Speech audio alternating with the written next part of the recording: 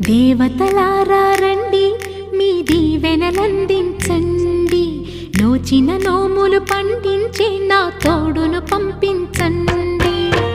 కలలో ఇలలో ఏ కన్నెకి ఇలాంటి పతిరాడనిపించే వరుణ్ణే వరముగా ఇవ్వండి. కని విని ఎరుగని వేడుకతో వివాహ